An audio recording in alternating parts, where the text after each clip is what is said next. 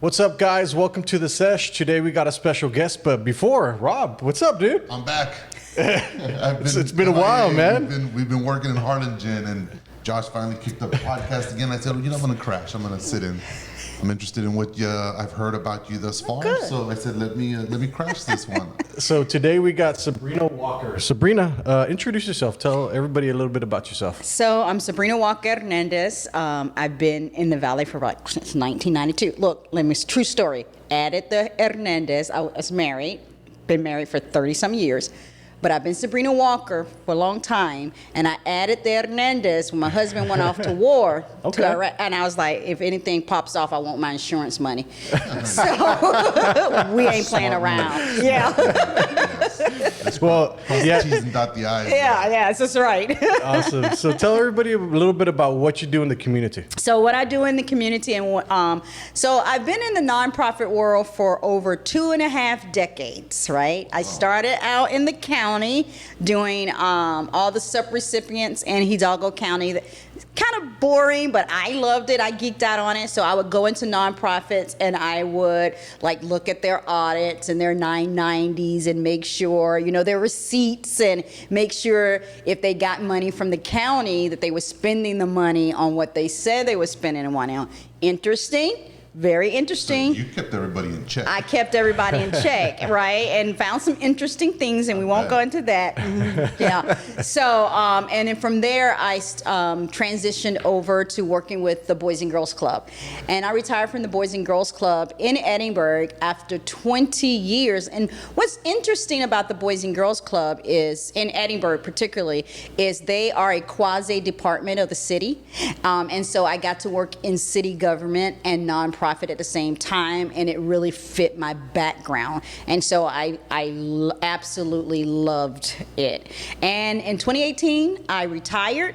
I got diagnosed with cancer. I do say that because it can be stressful running a nonprofit, and if you don't find that balance, it's always a hustle, because every year you are responsible for that budget, right? And that means you're responsible for your staff. You're entrepreneurs. Yeah. It's very similar to being an entrepreneur, except for people don't think that nonprofits should make money. You're solving world problems, but by God, you can't make any money off of it. But you do need to make money because you have to pay your staff. You have to keep the lights on. You have to do all of those things. And so it was stressful. And in 2018, I got diagnosed with not one cancer, but two. Wow. 2 blood cancers. I didn't even know you can get cancer, 2 cancers at the same time. I had no idea. So I had non-Hodgkin's lymphoma and multiple myeloma. And so when I was in the hospital bed, this is all going to come together. When I was in the hospital bed at MD Anderson, I was going through my treatments. I had a stem cell transplant, all that. And I was just thinking, I don't want anybody else in the nonprofit world, or any world, really, small business, to get to this point, right? So what can I do to help? I have all this knowledge in my head. I've retired. I got a little time on my hand. When you have a stem cell transplant, you're in the hospital for 30 days. So you have time to think. I had time to think. So I launched my business from the hospital bed. Wow. Supporting World Hope. And the whole goal is to help small businesses and nonprofits build relationships that increase revenue by planning, because most of us don't plan. Through board education, because a lot of times, I don't know if you served on a board, or they'll look at you and they're like, oh, he has a podcast, he has, all this popularity. Let's get him on our nonprofit board. Right. And then they get you there, and you never been on a board, and they don't educate you, and you don't know what to do, so you kind of just sit there.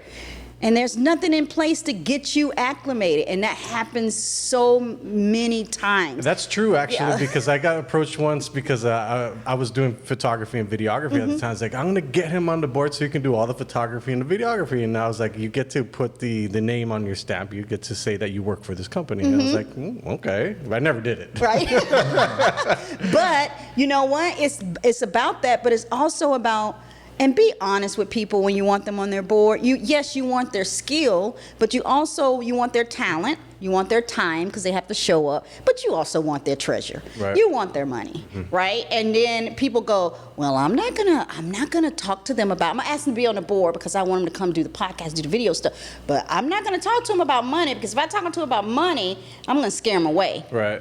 But then you go to the first meeting. If you would have said yes, you would have went to that first meeting, and they would have said, "Oh, we have this fundraiser, and everybody has to raise this much money," without even sharing that with you in the beginning. You're like, "Hey, I'm just here to film some videos. Right. I don't know what you're talking about." Now I gotta invest in this. So it's doing all those things. So that's how I launched my business, and that's the whole plan. Yeah, the interesting part is when I reached out to you is right after the South Texas Museum fundraiser, and I believe they made like $215,000. They did. You had a hand in that. Yes. So I saw. The hand. So I saw that. I was like, wow. I was sharing it with everybody. Yeah. I was like, look, they made $215,000 in one night. Obviously, it wasn't one night, right? But the acclamation of all that work to that one event kind of explained that, because I'm super interested in that. It's gonna have a follow-up question. Yeah. So it's not, like you said, it's not just about that one night. It really is about who you have on your board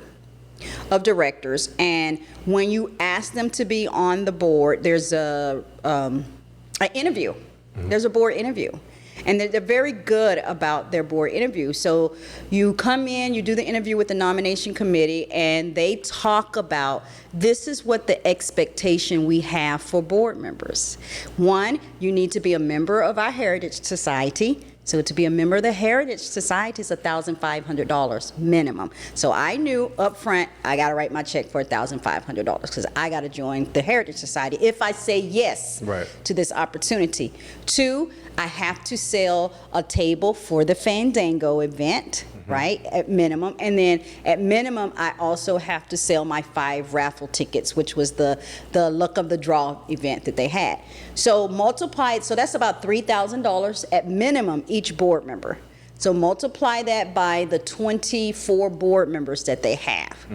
And not only that, there is an expectation when you get on that board. They have created an environment and people that you say, I am not going to be the weakest link on this board. Gotcha. Yeah. It's a peer pressure from hell, but I'm not going to be the one to drop the ball, right? And so everybody comes to the table leaning into their strengths. And when they lean into their strengths, you can do a one-night event and make $215,000. Interesting. So a lot of it's strategic. A lot of it is strategic. Well, it's who you pick. It's who you pick. It's who you pick to be a part of your board. Of your dream team. Yes, and that's what I tell people all the time. Your board is your dream team.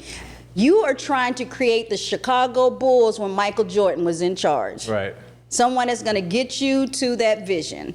So let me ask you this. Those 24 board members, or the board members that you bring on board, what are the common characteristics and attributes that they all possess besides money? Yeah, so I ain't got no money. Let me start there. I did write my check, but I don't have no money. Don't be coming asking me for no money. But what they all have in common is they all have a passion for, so my minor in college was history. A lot of people don't realize that. And so they all have a passion for the mission. And in this particular case, the mission is to make sure that the history of South Texas and northern Mexico is elevated and that it's known. And in particularly for me, a lot of people don't know that there was a Southern Underground Railroad, right? And the museum is trying to bring voice to that. Okay. And so I'm very passionate about that. So picking the people that are passionate about your mission is going to be one step. Once you know that they're passionate about your mission, the next step is making sure you do have an interview process, you set what the expectations are, and then you hold people accountable to that expectation.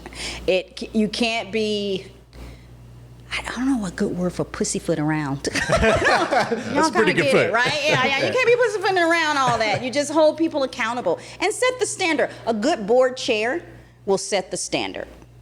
And having a good leader is going to help elevate that. Right. And I would assume it's very hard to wrangle 24 people into one room and have them, this is what we're going to do. Let's all move forward to this. Right. What does that look like in the board? So it looks like everybody leans into their own strengths. That's what it looks like. And sometimes people's strengths are not, I'm not going to be the one to go out. Look, I can do my minimum.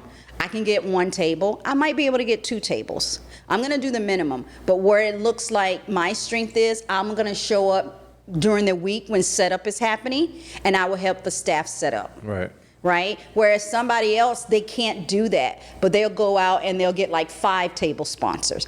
Or someone else, maybe they can't do the 5 table sponsors or do the setup, but what they'll do is make sure the right people are at the event who will bid on the auction items. So it's leaning into that person's strengths and giving them an opportunity to say, okay, if you can't do this, then what can you do and how to reach that goal, whatever it is. Right, yeah. Okay, I got you. Well, we have a question. We've been pushing our Collapse. The Collapse is the documentary that we made a while back, and now we had an award-winning documentary. Now we have an award-winning script. Okay. And we have always wanted to see it on the big screen. Mm-hmm. And Rob, maybe you can fill her in on. So yeah, I guess we are curious and about how to go about raising the rest of the money that we need to produce this film, right? But I hear you talking, and you're speaking a lot about board members, and it kind of sounds like to me that it's what you're specializing in is finding the people that know how to find the money. Yes. And orchestrating that. Yes. And making sure. And I was curious about when you said you hold them accountable. To what extent? And then we'll get back to this a little bit, because I kind of had that question and I wanted to. So accountability looks like it's not being rude, right? I mean, kind of like you hold them accountable to the dollar amount? To the dollar amount, to showing up. So, for example, it's about creating that culture. So the organization that I ran at the beginning of our board packet, we had an Excel sheet that had all the board meeting dates, people's name across the top, and if they were absent, we put an A. If they were present, we would put a P, because our bylaw said that if you were absent 3 or more times, then we can vote you off the board. So we wanted everybody to be aware of where you were at, right, so it wouldn't be a surprise. If accountability looks like, if your responsibility is raising $3,000, it is letting me know where I'm at in that journey. It's not being, human nature is, if you say, this is what you're responsible for, but no one ever talks about it after that, you're gonna be like, oh, it's not important. Right. Out of sight, out of mind. Out of sight, out of mind. So that was about having those conversations. And not only that, it's if you're in a board meeting and you say, oh, I know such and such, I'll follow up with them, right? What's going to happen after that board meeting? I'm going to tell you what's going to happen for me. I'm going to forget. Mm-hmm. I'm going to forget I ever said it. So accountability is having someone, a staff person if you, in an organization, taking notes and send an email, say, hey, did you talk to such and such? Most than likely, I'm going to be like, oh, no, I forgot to talk to Sally. I left the meeting and I just forgot. Let me do it right now. Yeah. It's having those reminders and that accountability. Yeah, if anything Josh has taught me is that we live and die by the paperwork, and the paper trail. Yes. And so his list and his checklists and the emails and stuff, he'll sit here and tell me, Robert, I know this is like the last thing on our list to do, but we can do it right now. Let's just do it. Let's just do it, right? Let's just get it over with, right? So the accountability for things as important as checklists, and the accountability for people and individual for doing what they say they're going to do when they sign up to these boards is basically where it's at. Everybody just needs to be accountable for it. Right. And it's not that they are bad people. They just forget. They're human. We have, human. No, we have life gets in the way. Yeah. When I leave here, I know I have a coaching call. Then my husband's going to call me. And then I'm going to have to stop and eat because that muffin ain't going to do it, right? So, all these things are going to get in the way. And I'll just forget. Yeah. And so it's nice to have somebody that kind of holds you accountable, just to remind you, oh, don't forget you said you were going to do this. Yeah. And you're like, oh, yeah, thank you for the reminder. You're appreciative, right? Yeah, you don't absolutely. feel harassed or anything. You're like, it's appreciative. So I will tell y'all, gentlemen, this. If you ever tell me something, I say, oh, I'll do that, and you don't see me write it down, It's forget never it. gonna happen. Never going to happen. I like that. Never going to happen. So forget about it. So, Yeah, so Things when like that. When we're asking for stuff, could you get your pen and paper? yeah. yeah. I got one right here for you. I literally have things to do, and then when I don't, this phone and notes, and then I have to go at night, at the end of the night, and look through all my notes, and then put it in my things to do notebook. The following I'm still that girl. Yeah, and same here. I work off Yeah. lists. It just Yeah. helps me Yeah. check next. It feels next. good, Yeah, doesn't it? that's what I was telling him the other day. You just told me, I'm gonna start a list. I don't think people really understand because the power of the Yes, list is the you have little your check. endorphins. Yes. Oh my God. Exactly what I was saying. I get it because in the morning after I make my bed and I look at it, I'm like, Oh, you still make your I bed? still make my bed. I can't leave my house and my bed's a mess. Oh, So I military. Get the little No, it's that true. Yeah, dopamine feed. you Yeah. set you set up those little Yeah. wins, and the more Yeah. wins you get over the day, you Yeah, feel you're like, better. ooh, You're look slow. at that. This girl is rocking. You know? So for everybody listening, one of the life hacks is to create a checklist. The Yeah. checklist gets your little endorphins rolling, and the more success you get throughout the day, the better you feel, and you become successful Yeah. over the day. And over the long term, you become more You get successful. some stuff I can done. honestly Yes. say that every project that we, Josh and I, have embarked on has been done with a checklist. Yeah. And when you start checking them off and you get there to the done, it's a high Yeah, almost. it's Yeah. a great high. Great map. So, So let me go to the question. Have you ever raised or put together proceeds for a project that isn't a fundraiser, that is a privately, pushed project? And for my business, yes. For me, yes. But not for anyone else. But when you said what you said about your script and all that, I started thinking, well, do you know this person? Because I know this person knows this person who's a publicist in LA, and they represent Mario Lopez. So I think of relationships. And that's the way my mind works. So no, to answer your question, no. would you assume that it would be much? I assume that it will be the same process because it's about relationships. So let's run through that process. Okay. So, we have already been pledged $500,000 to create this movie, this film. We need another $1.5 million. How do we get that $1.5 million? How do you get that $1.5 million? And are you looking to raise that $1.5 million in your backyard, expand beyond your backyard? What's the criteria? That's a really good question because we haven't even asked ourselves that. Okay. I think that there is enough present liquidity here in the valley. I do too. To sustain and support and fund not just one but several multi-million-dollar projects, and it's evident anywhere you drive right now in the valley. You can see the construction, you can see the developments and the growth. Just the fact that we have so many high-end luxury car dealerships here in the valley says a lot. You Yes. know? And we're catching up to these big metropolitan areas up north. So I think that there's a lot of money here in the valley, and I'll extend even furthermore and go that there is proceeds in Mexico that get distributed here in the States for projects and Right. stuff. So I don't think that we would have to travel very far to find the deep pockets Right. and the enthusiasm for art and project and history, like the bridges, the Okay. collapse is. I don't think we'd have to go very far, but I would never be opposed Two going. to going where I Right, need yeah. to go Right. to bring somebody who's enthusiastic and well-funded to be a part of creating history. You know? Okay. So this is what I would do. I would probably not do it any different. So 1.5 million, I love doing this thing called a gift range table. So I put the goal in there of 1.5 million, and then along the sides I put, okay, what's the smallest amount I'm gonna take? I would assume in this case 10,000?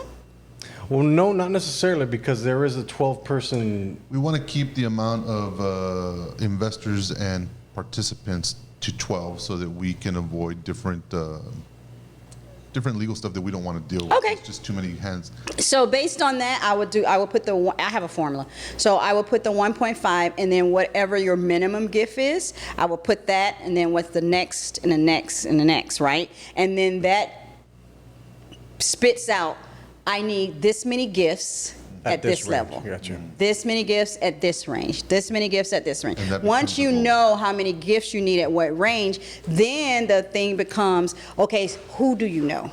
Right? And I love this thing called a list generator. So because you tell people, well, who do you know that can give $50,000? Whatever that number is. And they go, I don't know anybody who can give $50,000. That's just human nature. So I use this tool called list generator where I say, okay, well, all I'm trying to do is get the names out of your brain. Name 2 people that you know you do business with. Name 2 people that you're in a Rotary Club with. Name 2 people that are elected officials. Name 2 people that own construction companies. Name 2 people, that process. And then once you have that, you have about 50 names on that list. Then you go, okay, of those 50 names, who are my top 5 prospects based on, and I will share this with you too. Sometimes you have to do a wealth screening. There are tools out there where if you put in the person's address, their name, you pay for this, okay? It spits back to you what their net wealth is. Interesting. And so when we did our $12 million capital campaign, we did a wealth screening. And so we had donors who had given to us and people who had not given to us, but we knew their addresses. And so we put that information in the system, and that information comes back to you. And the one we did, it says they're A person, a B person, C person, whatever that is. So we had an A person in our community. That A person is valued at like $3 million or more. Plus. Yeah. So it gave us that. And then when we did the list generator, and we was like, oh, they're on our list. Somebody knows them. Mm-hmm. They're right here, and their net worth is what? Yeah. Okay. They're arm's reach. Wow. Yeah, they're in arm's reach. So let's set up a meeting with them. And that's how we did it. Interesting. And we just start setting up meetings and saying, here's the vision. Here's what we want to do. And would you like to be a part of that vision? At that point, it becomes a sales process. Yeah. So jump me through that sales process. What does it look like when you talk to a person that is worth $3 million versus a person that's worth $1 million and start going down? Like, just give them 3 ranges: 3 million, 1 million, and then $500,000. Okay. So it's not really different. You share the vision of what you're trying to do. And I can only speak from the viewpoint of the nonprofit world, right? Sure. Because I share that with you. And so when we did this capital campaign, we shared, this is what we want to do. Here are our gift ranges, whatever those are. And here's the vision. But if you want to, we ask for a specific amount. Let me be very clear about that. Always ask for a specific amount. Don't make the people you're talking to guess. Yeah. Do not do that. Go in having known your research, how much they're capable of giving, what they're passionate about, know a little bit about them, right? And then ask for a specific, will you consider an investment of this much into this project? And that's based off of I guess based on the $3 million, you kind of do an assumption of what they can, Yes. what they would be able to. Yes, what they would be able to do. First of all, if somebody knows them, so they know a little bit about them. Remember, they were on that list. Right. So they know a little bit about them, right? And you know what they're kind of passionate about, what resonates with them.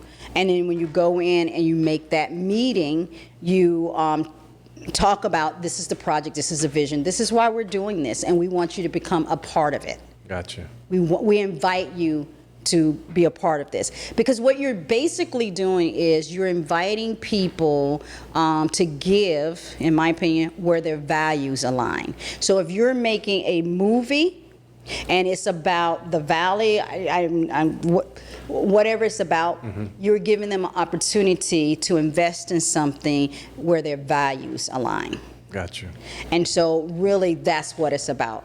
Now for some people, their value might be like, is this gonna make money? Right. So you need to go in and know what the return on investment is. Gotcha. For sure, right? Some people are gonna give because they wanna elevate a message. So you have to know who you're speaking to and what resonates with them. No more than 5, if you're going to do a deck, like no more than 5 slides if you're going to do a deck. Because you're going to lose people. Yeah, exactly. The shorter the better, more condensed. More condensed. And always, when you go do that type of meeting, it's always better to have 2 people with you. It actually makes the person feel more comfortable than to have a one-on-one. Why is that? Psychology. Wait a It's minute. the psychology of it. Have pitch 2 people at the same time? No, Or 2 pitchers? 2 pitchers at the same gotcha. time. Okay, The that makes sense. psychology of it. It just makes them feel comfortable. After all the research and looking at this, it has been proven that it's better to have 2 people than 1. So, 2? yeah, you got We all might the get ingredients $1.5 right million. there. You got all the ingredients right there. And so it really is about putting down who you know. Then if I would do a wealth screening, but with 1.5, I don't know if I would do a wealth screening. Okay. Yeah, because you know a lot of people in the community, they can tell you all that kind of stuff. So I don't know if I would invest The in a wealth context screening. clues kinda- Yeah, the context clues kind of let you know that. guide you in that sense. And then it's about, okay, how do I get to them if I don't know them, but the people around you, can you do an introduction? Can you and then setting up that meeting and saying, here's the vision. This is where we're trying to go. And we That's what invite you to be a part of that. And do you do the ask right then and there after that meeting? So here's the deal. I'm going to tell you this right now. You don't go on a first date and ask no girl to go all the way. So why would you come on a first date with me and ask me for money? Right. So you got to build up. Okay. So typically, let's give it a time frame. What does that time frame look like? This is what I always tell people. I do the 5x5 plan. If it's and what I mean by 5x5 plan is if it's your first time ever meeting them and the people that are going to introduce you to them don't have a solid relationship and it's kind of like I kind of know them but I'm going to do the introduction, I say 5 touches Okay. is appropriate, right? It's just like dating. It is. You don't go on a first date and go all the way. Yeah. You do a little courting. You send them something, get something, but 5 touches is what I say. Gotcha. And the best touches in my world is a face-to-face meeting, followed up by a phone call. That's 2 touches already, right? Sharing something via social media or video, inviting them to a mixer. Yeah. Then bam, you ask them, but don't just. Yeah. Ask them. I need $1.5 million. Yeah. Today, sir. Unless your return on investment is like, Yeah, I sure. guarantee you a Grammy or something, I was about or to an say, Oscar. I've always been of that mind too. Not the 5 touches though. I've always been of strike while the iron's hot kind of thing, you know. And the times that I have been put in situations to where I had to seek outside financial support, I always give my ask when I know definitively, and I can't explain how, but I know that whether or not they have the money or even the guts to kind of take the leap of faith. Right. But as soon as I know that I've transferred every bit of my enthusiasm on this project and passion over to them, and now they're carrying that enthusiasm, that's the time. That's the time. That's And when I ask. I see about 5. I mean, it's no science, but it's about 5 touches is what I see. Here's another way that you can do it too. I love house parties in the fundraising world. And basically a house party is when you get, and I'm going to go back to nonprofit world, when you get a board member who has a very, very nice house to host a mixer for 2 hours. And then they invite 10 of their friends who they think will support this project, right? And then you get up, you say this is what the project is. The person says why they're supporting the project. You have some wine and cheese. You have a little sign-up sheet that says, if you want more information about this, put your information here. Yeah. They've given you permission to reach out to them about it. It's no longer a cold call. It's no longer a cold call. They're saying yes. Yes, I'm interested. I'm interested. Well, let's stay on the subject of sales. What are like the most common objections that you get? Oh Lord, I don't know anybody rich. As far as getting people to ask for money, I don't know anybody rich. Most common objections when you're there and you've asked for the money, right, is, well, let me talk to my spouse, right? Or if you haven't done your homework properly and you ask for too much money, that can offend people. Believe it or not, that can offend people. Or you know you messed up when you ask for a certain amount and they just pull out their checkbook and they write the check. You asked for too little. Too little. Yeah. So the most common objections that I don't have a lot of experience with the objections because I do my homework. Nice. But again, it has been, well, let me talk to my spouse. And the other objection has been around, not really an objection, but it has been around, can I pay that over time? Gotcha.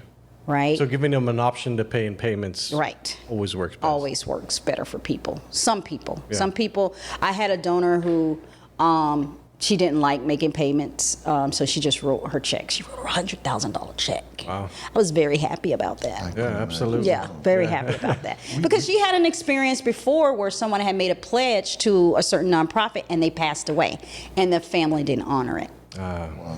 So she's like, you. no, I write my checks. Yeah, I write my check. Yeah. And that's a good policy. Yeah. So. We had an entity that we reached out to help us with this, and I just want to pick your brain about how you feel, because our reaction was one, and I want to see if we were like-minded in the situation. Basically, they said, we'll go raise the money for you Okay. for your movie, your collapse, but for every dollar that we raise, you're giving us 50 cents. Okay. Is that fair market value for that kind of service? Is it way too high, not enough? It's not my world. Let me say this. Well, just, not you know, my just the world, best only educated guess. because in the nonprofit world, you're going to pay me whether I get the money or not. Because I have the efforts. I got to put the efforts into that. correct. So therein lies the difference. So, but I will say in the for-profit world that is a good incentive, but I would vet that. I don't know the answer to that, right? But I would vet.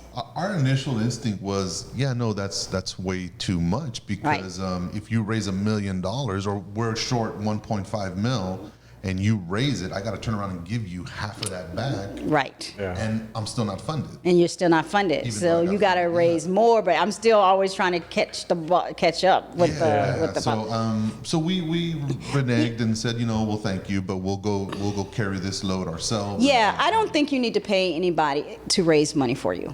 I'm sorry.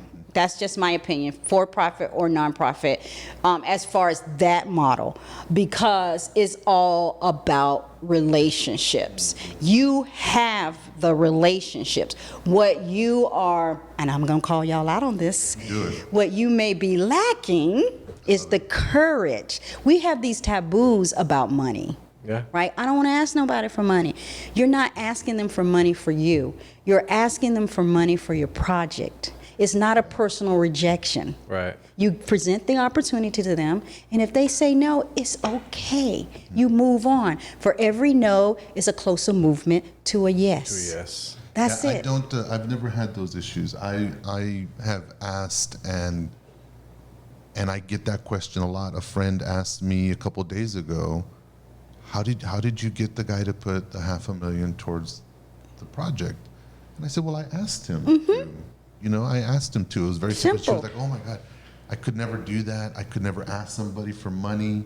And I said, well, I'm not looking at it as I'm asking him for money for me. Right. It's for the project. We're trying to. I'm inviting him to an opportunity to be a part of something Yes. that's bigger than he and I and his money. Exactly. And my manager, Noemi, she's like, oh my God, I would feel responsible for that, and I would feel such a burden. No. And I said, no. I said, I have faith in my project. Yes. I have faith in the passion, and I think that that's evident, and we have this track record, and so our story and our project is tried, tested, and proven. So I don't get that reservation of I'm giddy for him. Yes. I'm asking. A lot of people have that reservation. I don't get it. Yeah. I don't get it. You're one of the few. I still get nervous asking for money. I'm going to be very honest with you. Yeah. But like you, in my head, I'm not asking for Sabrina. Oh, yeah. I'm asking for whatever nonprofit or whatever project I'm working on. And it's not fair to that project if I don't ask, or it's not fair to that child if I don't ask. It's not fair to the history of the area if I don't Correct. ask. Yeah, And people are going to give. Bottom line, we're very generous people. All you're doing is positioning yourself for them to give to you. They're going to give. If you look at the giving stats in this country, they're giving to somebody. They're giving. Yeah. You just have to position yourself so they can give to you. And the number one thing is asking. People don't ask. Yeah, and the word is all we have. Yeah. Like the word, our communication is that's it. And without our words, we can't build anything. We can't save anybody. Yeah. We can't help one another. Yeah. We can't create without our words. Yeah. And so we have them so that we can ask. Yes. Ask for help and offer help.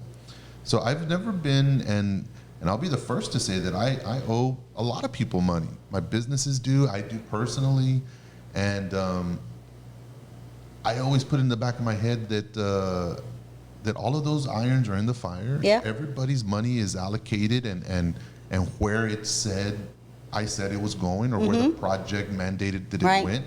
So I've never felt that asking somebody to be a part of something that I'm passionate about or that I know will be lucrative in the Right. future, it's never fazed me. Yeah. I've always felt giddy for that person. Yeah. Like, look what I'm holding, and I want you to be a Part of this. Right. You know, but to bring it to fruition, we need you know, We need money. We need money. Need money, Like yeah. everything else, you know, it's never been a thing for Yeah. me. You better be careful because people listening to this, they're going to ask you to be on their board. I don't know about that. Well, you know, I've never been invited to be on a board. I served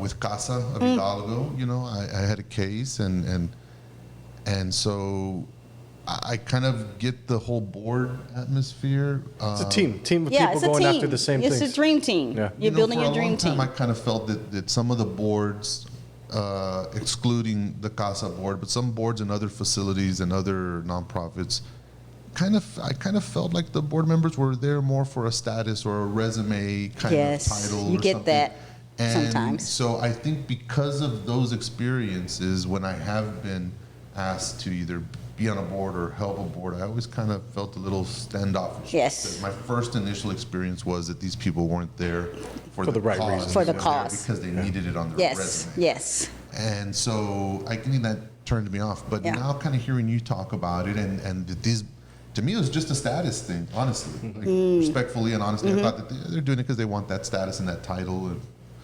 But now that you say that they're tasked with raising money and they got to do this and it kind of seems like a challenge that I would Yes. be up for. Yeah, I would heard just that. really have to be in love with the mission. mission, yeah. Right. And I think that's where I would Yeah. fall short, you know. So pitch me your project. Rob, jump Okay. on in there, man. Pitch you the project. The project. Well, I'll do this. I'll just give you facts. Okay. Right? And the facts are that this is a true story that happened here in the Valley 21 years ago. Lives were lost, Okay. and some lives were saved. But regardless, all of Port Isabel, all of South Padre Island, and the vast majority of the Valley was impacted. Whether or not they had a hand in it or lost someone or anything, we were all impacted in terms of the economy and tourism. After I and the three other gentlemen that were with me that night rescued the only three survivors, we were a part of an extensive, long litigation and mediation to settle. At settling, they put a 17-year gag order on us. We couldn't talk about it. We couldn't discuss things. Those 17 years came and passed, and I reached out to Josh, and we had a podcast. And it was basically me just sharing the story. It's an Okay. hour and 30 minutes long. The amount of positive feedback that we got was humbling, astonishing, and motivating. And Josh and I said, well, there's so much more to the story Yes. than what we discussed on this podcast. Let's make the documentary, let's give the people the visual aids and kind of really break it down. And the Collapse documentary was created in like 30 to 45 days, and it went off to win several accolades, several Best Featured Documentaries, and now throughout this process, a gentleman came up to me and said, look, I am a book writer, and he's actually writing a book about the Underground Railroad that was here in Ghana and things of that Yes, nature. So yes. his name is Juan Carmona. He's an excellent person and a true friend of the studio, and Josh and I. And he and I began to collaborate, and we wrote the book. So Okay. we went from podcast to documentary to a book. to now a publishing company has purchased the book, and we'll be distributing the book nationwide Wow. next year. And through that, Josh and I realized that although we had been telling the story based on these guys who went out and rescued some people accidentally one night, there happened to be a lot of research that was not done about some of the people who passed. And once we found out their stories and their backgrounds and what they offered the community, we rewrote a script that I had been working on for 20 years. Okay. And really highlighted these individuals, these pillars of their community, respectively, And so we wrote the script, Okay. and it started winning screenplay awards. Right. Since we have started on this product and this journey, every single aspect of it has been fruitful. Okay. Not monetarily. Josh and I have invested a lot of our own money and a Right. lot of our own time and have not received one red cent in return. But our payment is the people who are helping us push it up the ladder, Right.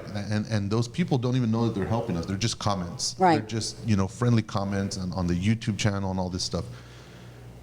We have a highly recognized product that took place in an area in the United States where the vast majority of people in the United States are familiar with South Padre Island. Right. Because of spring break. Right. Nothing else. Right. Spring break has brought people to our valley and to South Padre Island literally from all over the globe. Yeah, 9 million people cross that bridge every year. Oh, wow. Every year. I did not realize it was And it's that expired, big. but Yeah, different its story. life Yeah. expectancy has expired. It's a dangerous bridge to be on, but that's neither here nor there. The fact of the matter is that this story and its success has very little to do with Josh and I, other than our consistency and passion. Okay. The story holds water and the project holds water because you, along with millions and millions of other people, have driven over that bridge. Yes. Have taken your families. Yep. Have gone to go have a good time. Yep. Drove across it safe.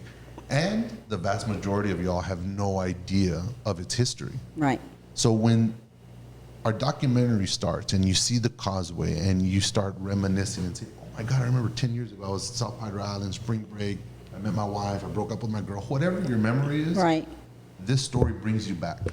It brings you, brings you right back to that. And then you find out the tragedy that surrounds it and the triumphant rebuild.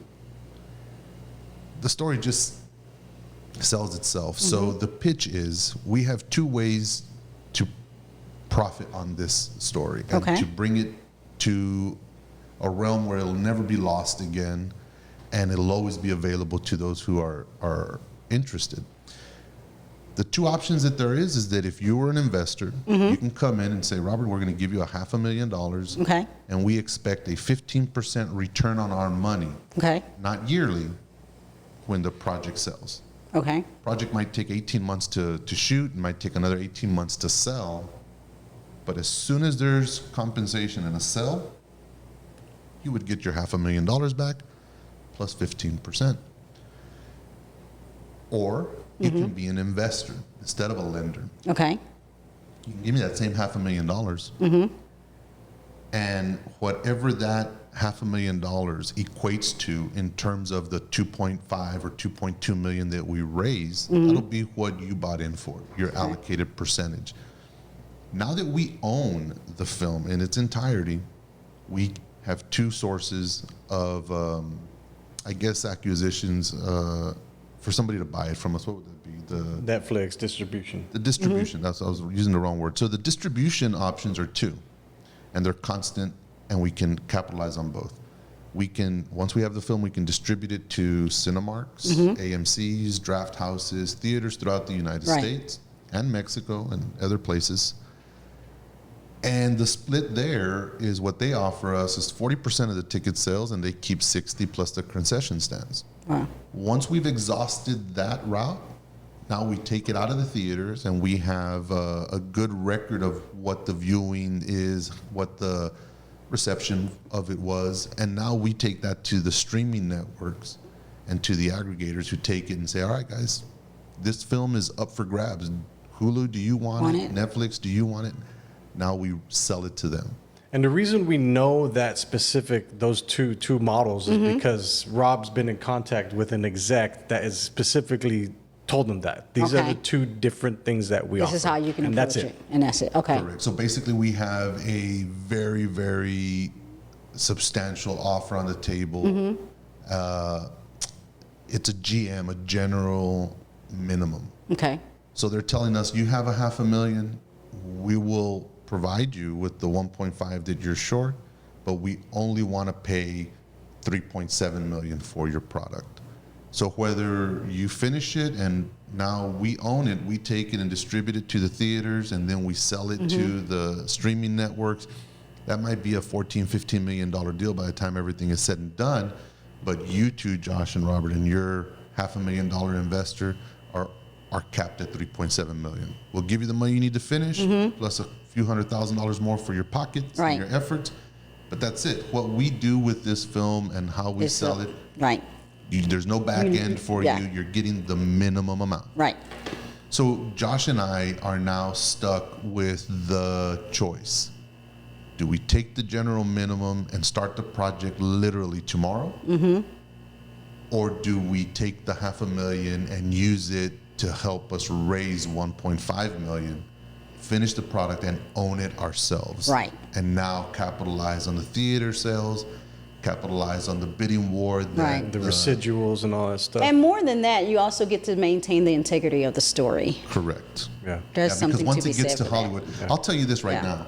This is a 110-page script of true facts, the way it went down. We sent this to a couple of other people in Hollywood and Las Vegas, and they turned it into Hollywood. The only thing that was lacking was a monster or a Godzilla. No, that's not how it happened. That's not how it happened. See, but what's interesting about that, before you say something, is that I've been seeing people share online that they make like popcorn movies. They're called popcorn movies, and another guy was calling his movies churro movies, and he was showing his check stubs of like $11,000, $17,000, $100,000 that he's been getting in residuals. So I was like, there's people that are doing this, and it's a very lucrative deal if they do it the correct way. Right. So we just are trying not to miss out on the opportunity for the residual income because I mean we want to develop financial wealth throughout our whole life. Yes. Versus here you go. Exactly. Yes. So basically what I hear you saying at the end of the day is you need 3 people to invest $500,000 each. That's what you need. That would be the most ideal. That is the ideal. Yeah, that would be the ideal, so that there are less heads of the tribe, so to speak, because every person who has an executive producer title has a say to a certain extent in decisions that directors like Josh and myself make. And they also decide what scenes we can afford and what ones we can't, and how much time we're going to spend on certain things. And so, the less people involved, the better for everybody. Gotcha. But that's kind of where we're at. We are stuck. We're kind of suffering from, I think it's a paralysis through analysis. We're really floating around, not doing much, because we're wondering, do we just sign and take the general minimum and watch this thing just really, skyrocket and then say, well, we made something and we got our Right. foot in the door now with a major entity? Or do we push pause and raise the $1.5 million and really go after the big money, And so that's kind of where we're at. Do we see it through fruition and just put a little bit of change in our pocket, or do we really chase the golden? I am not here to tell y'all what to do. Not financial advice. Okay, Not financial advice. What would you? However, I do have opinions. And my opinion is, it is your baby. I would pause, find the 1.5. Right. That's kind of where we're at. Right. Josh kind of tells me, Robert, let's pause a brief pause. A brief pause. A brief pause. A brief pause. Like, let's not. You got to and give so- yourself a time, What's that law? You gave it to me the other day. It's Parkinson's law. Parkinson's law. Mm-hmm. If you set a time and a date as to when you have to do something, Yes. you'll get it there. And Yes. if you don't set that goal, you're just going to float right past It's just going to float by. So give yourself that parameter. If we need to have the 1.5 or the 3 people identified and asked by this date, and if that doesn't happen, then this. And the good thing is, and I think, and honestly, Josh was pointing this out too. He says, "Well, Robert, if we got the general minimum offer, even if we went and found the 1.5, we have our 2 million, Right. and we shoot the movie, and none of the theaters want to run it. There's too many big movies coming up. You're gonna have to wait, or whatever it is. We already got a guarantee of the general minimum. Right. My problem is that some of these investors don't want to come in as lenders. I have one gentleman who's not a $500,000 buy-in, but he's a substantial amount of money, and he says, I don't want to lend. I want to come along for the long haul. So those people who want to be investors are opposed to the general minimum offer because they know they're capped. Right. And that ceiling it just doesn't sit well Right. with them. So I'm having to find the right group of people, because if they all choose to go investment route, then we're pushing that slimy stone up the hill. Right. And if they all choose, let's just go lending route, well, then I can do the general minimum and still give everybody their 15% required and still make a little bit of money. So we've been juggling and struggling with how to approach people, because one, we are novices. We've never made a movie. Right. The story itself is getting us to where we're at right now, and Josh's efforts and everything that we're doing. But it's difficult to go to somebody and tell them, I need your hard-earned money to pursue my passion, Right. and tie you to a legacy. Right. And this But is people what's needed. believe in legacy. If you're selling the legacy, Yes. people believe in legacy. Well, Don't doubt don't that. doubt it. So it holds more water than just the letters in the Yes. word. Okay. Yes. Yeah, because that's kind of where we're at. We don't know. I think that what you've given us thus far is going to be invaluable. Just the simple list of 2 people that Yeah. you know, and how. And I have some names in my head, but I'm not going to say them on the air. I'll tell y'all after this. that whole 6 degrees of separation Right. kind of puts everybody together at one point or another. So that's pretty much our pitch. Yeah. We want to highlight the Rio Grande Valley and Yes. South Padre Island. We want to discuss about how, and rightfully so, we were very overpowered and shadowed by 9/11. Yes. The events that happened here would I have remember. made national news. Yep. Had 9/11 not happened. I think Right. we all wish it wouldn't have happened. But the fact of the matter is that there are people still today that drive on that bridge and go back home, never realizing The story. the story, the Yeah. history, the lives that have been lost, Right. and the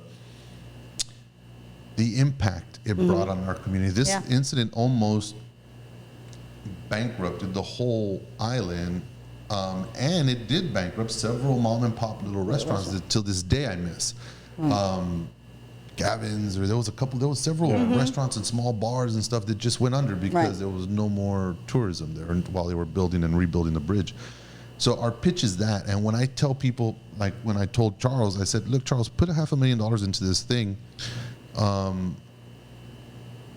because it's a part of history. It's tried, tested, and proven. I have yet to encounter somebody who says that wasn't a phenomenally entertaining and amazing story.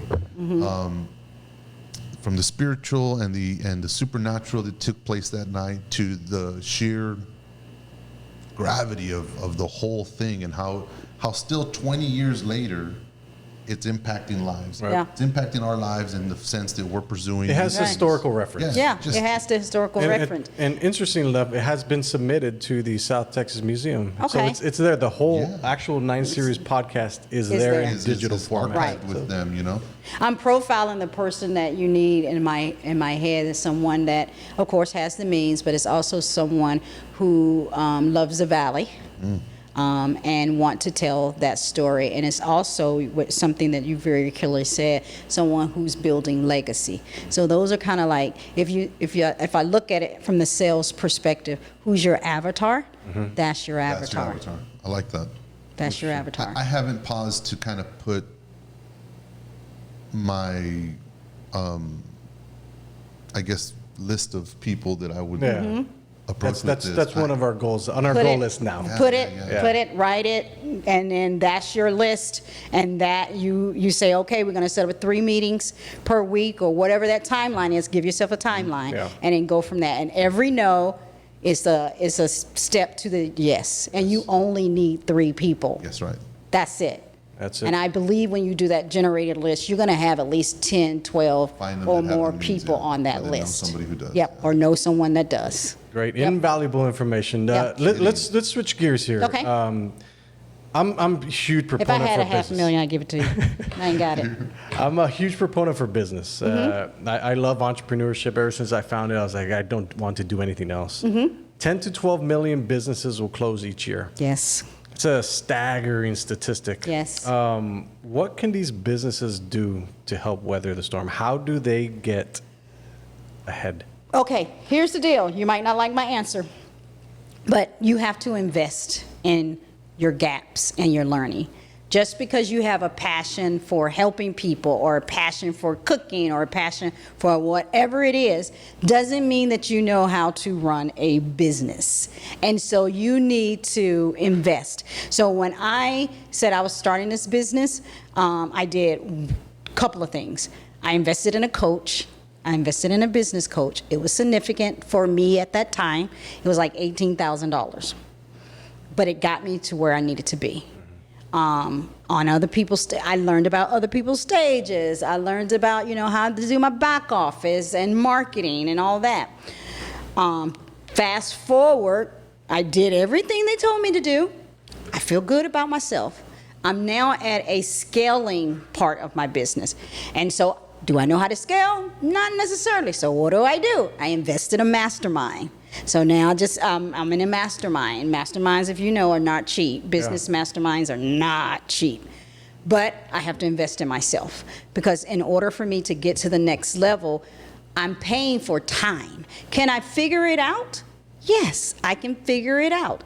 But how long is it going to take me to figure it out? And that's expensive too. And that's very expensive. So I'd rather pay someone with the knowledge and save me time so I can start executing immediately so I can see the growth. And a lot of people don't think like that. Why? Why don't they think like that? I'm of the same mind as you, because I love conventions. I love to go to these sales conventions and learn like right off the bat, and then you can start applying it. You can start applying. I don't think people really understand the magnitude of all the information that you can get in a condensed 3-day events.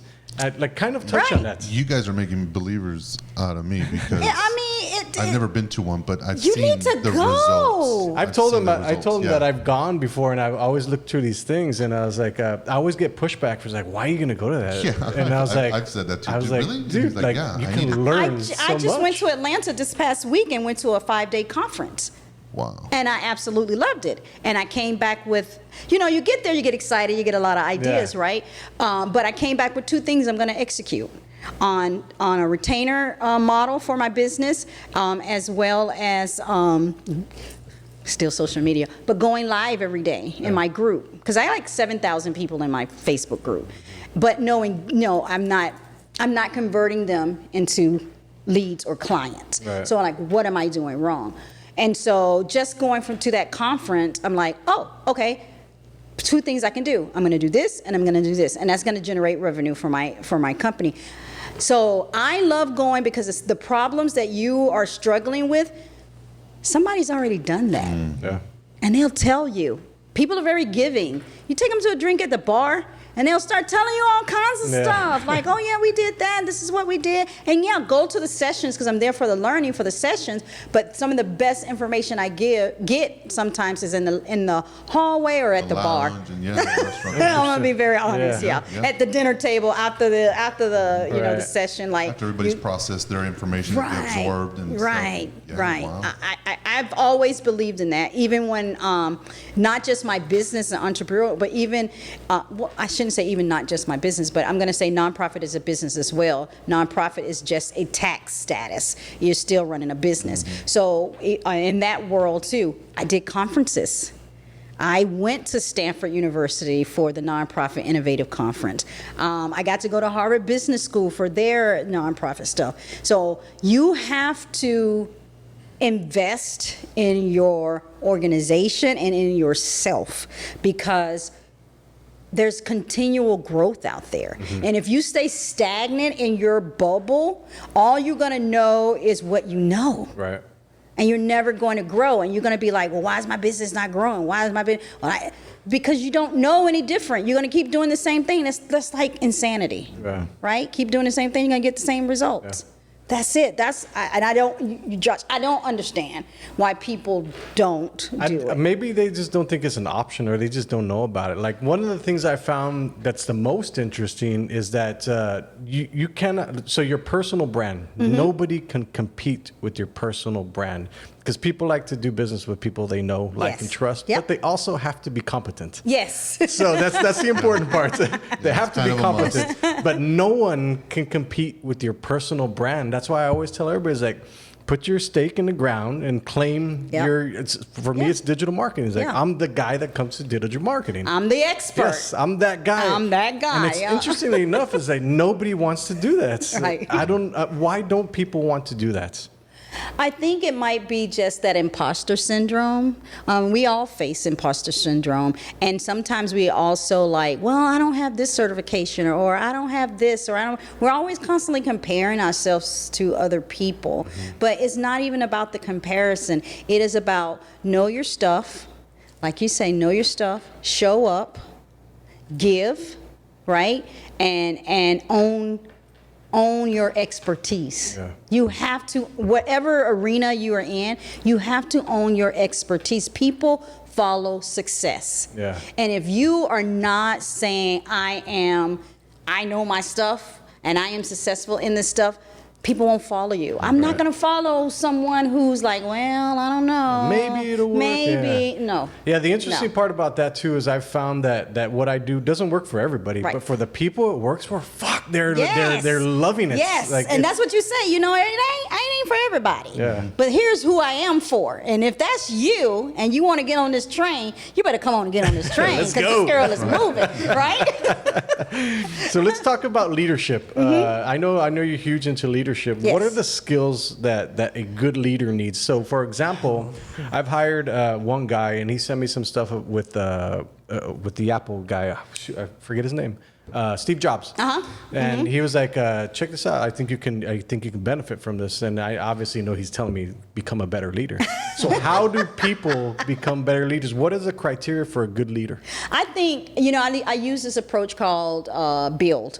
And B is for brand. And really it's about your vision is your brand. Right? And so having a vision, because people want to follow visions. You inspire them with your vision. So what is that vision? Are you sharing that vision? Are you getting them to buy into that vision? And then I say it's unleash, but it's about unleashing their potential. Where do they fit on this vision board? Where do they fit in this environment? And allow them to fail. Sometimes we're not real good at allowing people to fail. And it's okay if they fail because you get the best learning in failure. But as a leader, you have to be comfortable with them failing. And you have to give them permission to fail. And I will be the first to say that sometimes I'm not as good as that as I want to be, but I used to tell my staff, as long as I don't go to jail, I'm good. So you can try it, but I ain't going to jail for you, because I will throw you under the bus real quick. And it's a big bus. Yeah, and it's a big bus. So that, and then the I is for inspire. And again, it's really about inspiring people to, lean into, again, the vision, inspiring them to go beyond their job description. I had someone say, I was just talking to someone, and they were saying, I'm so frustrated. I just wish they would do their job description. And it was like, well, when's the last time you read your job description? You want somebody, you don't read your job description. You want someone who's going to go beyond that. You want to inspire them. It's not about the job description, because if you read that job description, you wouldn't be doing half the stuff that you're doing. Right. And so you got to inspire them beyond that. And then the L is leverage, right? It's really around leveraging their strengths. Everybody is not going to be good at everything. And so you have to really figure out where, what their strengths are. Like, don't give the person who's not strong at public speaking, don't make them get out there and public speak. Right. It's okay to push people beyond their comfort zone, but don't push them beyond their strength zone. You've got to know their strength. I think that's all accurate. What happens is that, and I have had a staff for years and years now, and I've noticed that now that I am more forgiving for foul ups and things of that nature, it gives me more time to learn their attributes, yes, to learn their weaknesses. And I think a lot of times you hire somebody new, they're 3 months in, they make a mess up, and because they've been there long enough for you to feel kind of like you have a good gauge on whether or not they're a person of value or substance for the team. Right. You feel that way, so you get upset. Yes. You disappoint me, and then sometimes you'll lose that person because you react, and then you took it personal. Yeah, you took it personal. And if you just kind of sit back and let that person evolve, and kind of talk to them, explain to them things, you give them enough time there so that as a leader you can say, well, here's where you're weak. Right. Here's where you're strong. These are the adjustments we need to make so that we serve each other well. Yep. Yeah. And then the D is for discover their story. Look, there's always going to be a person you don't like. I don't care what you say on your team. I've had it. I've had teams, and there's always been a person I did not like. I'm just going to be honest with you. And so when I feel like I don't like someone, and what I try to do is really discover their story. And what you tend to find out is, oh, they're like that because of this life circumstance or this life situation. It's not, I have a friend, when you first meet her, I'm like, oh, she's bougie. Like, she's very reserved, and I'm like, I don't like her. That's not it. Right. It's the way she was raised. She was raised in the Pentecostal church. She's very reserved. That's just the way she was raised. But I had to discover her story to find that out. And now when someone else says, oh, I think she's kind of snobby, kind of bougie, I have to say, no, this is her backstory. Wow. And they're like, oh, okay. I'll give her It's hard to another chance. get there too, because also people judge with their eyes first before they actually have a conversation. Yes. So it's a very interesting dynamic how business works and people and all that stuff too. But I will say this, and this is something I did learn. You hire slow, you fire fast. Yeah. The only way to get good at hiring is get good at firing. And you pull weeds. Do not let a weed stay in your organization, because what do weeds do? They spread. Yeah. And so don't be afraid to make those decisions. So before we finish off the podcast, let's talk about your book. Okay. I think that's a super interesting thing, because you talk about mindset, you talk about goal setting and stuff like that. What are the top skills that people need today? In today's world, what are the 5 skills? I would say you need, in today's world, you need emotional intelligence. I think that's a must. You have to have emotional intelligence. You also need to be able to, and people might agree or disagree with this one, but I think you also need to be able to have negotiation skills. I really do. Because of the world that we live in, everything is, I won't say everything, but even like not bartering, but people don't stay at jobs forever anymore, right? And so you have to be able to, when you are talking to people, you have to say, well, what's your career goals? What's your intent for staying here? How long do you anticipate staying here?